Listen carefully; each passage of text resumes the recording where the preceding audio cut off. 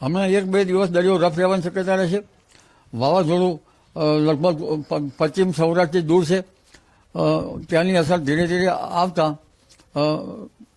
દરિયામાં સમાઈ જાય અથવા તો પશ્ચિમ સૌરાષ્ટ્રના દરિયા કિનારે 30 થી 40 કિલોમીટર ઝડપના પવનો ફૂંકાવાની શક્યતા ગણી શકાય.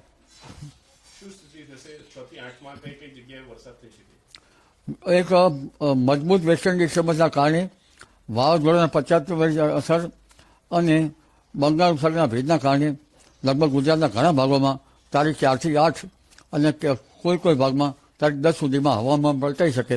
પરંતુ 4 થી 8માં સૌરાષ્ટ્રના ભાગોમાં, પશ્ચિમ સૌરાષ્ટ્રના ભાગોમાં, સૌરાષ્ટ્રના અન્ય ભાગોમાં, દક્ષિણ ગુજરાતના ભાગોમાં, ઉત્તર ગુજરાતના ભાગોમાં, પાટણ સમી હારીતના ભાગોમાં, અંબાજીના દાંતાના ડુંગરાળના ભાગોમાં, બનાસકાંઠાના ભાગોમાં, પંચમહાલના ભાગોમાં અને ઉત્તર ગુજરાતના અન્ય ભાગોમાં તેમજ પૂર્વ ગુજરાતના ભાગોમાં માવઠું વરસાદ થઈ શકવાની શક્યતા રહેશે. તારીખ 10 થી 13 ઓક્ટોબરમાં પણ હવામાનમાં પલટો આવશે. Download ShareChat.